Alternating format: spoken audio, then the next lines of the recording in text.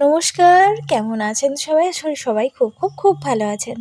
আজকে শনিবার, আজকে বাড়িতে আছি। কালকে আমাদের কলেজে একটা মুভি দেখানোর কথা ছিল, তো কাল গিয়েছিলাম ওই জন্য। আর আজকে আমি বাড়িতে আছি।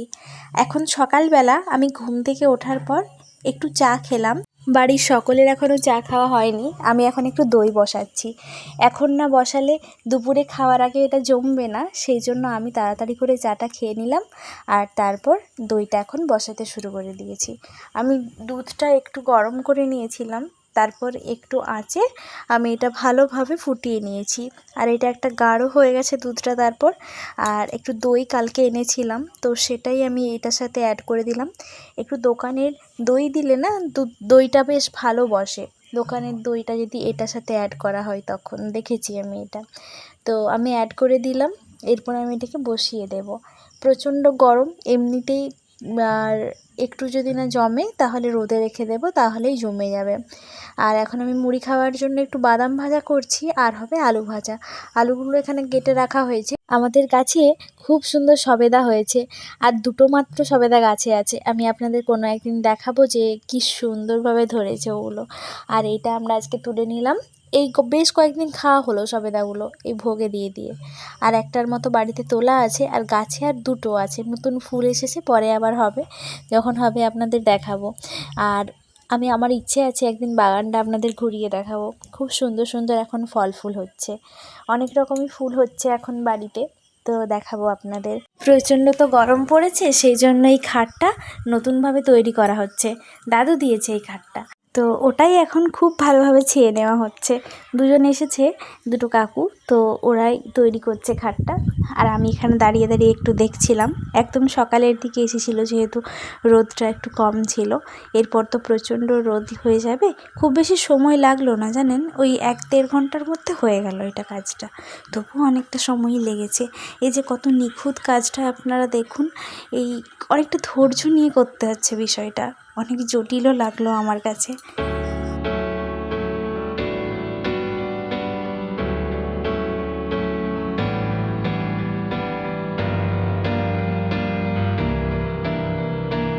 একটু শুক্তো বানাচ্ছি এখন। শুক্তোটা আমি আলু, বেগুন, কাঁচকলা, করলা এগুলো সব আমি ভাজা করে নিয়েছিলাম। আর এরপর আমি দুধটা অ্যাড করে দিলাম। একটু সেদ্ধ হবে উপকরণগুলো, আর তারপরেই আমি বড়িটা আর করলাটা অ্যাড করে দেব। আমি একদম শেষে করলাটা অ্যাড করে দিই, যাতে করে কোনো না তেতো ভাবটা বেশি হয়ে যায়, সেই কারণে।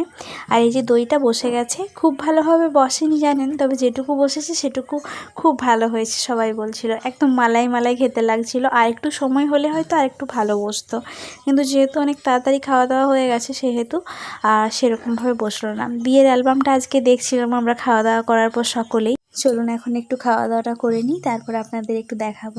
আপনারা দেখেছিলেন ভিডিওটা, আমরা টিভিতে দেখছিলাম, একটু বড় একটা পার্ট।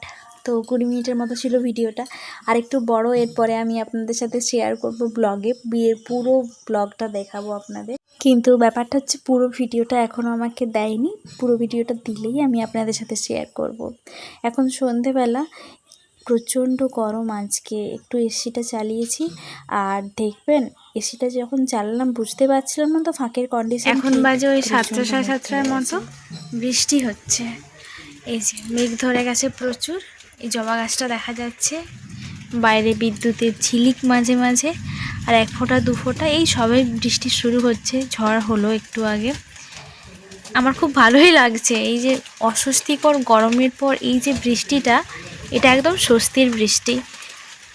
সবে মিলিয়ে আমার পড়াটাই মাটি হলো আর কি, বাকি সব কিছুই ঠিক আছে।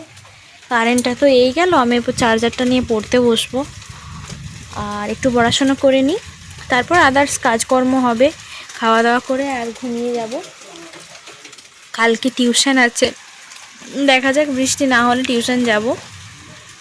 জানালা কভারগুলো লাগিয়ে দিই, জানেন ঝড়টা প্রচুর দিচ্ছে এখন। সাগর তুমি ঢেলে নিলে, আমি অস্তরা শেষ বিকেলে। ওঠাও সাগর তুমি ঢেলে নিলে, আমি অস্তরা শেষ বিকেলে। তুমি চোথানা রাখা নিরালা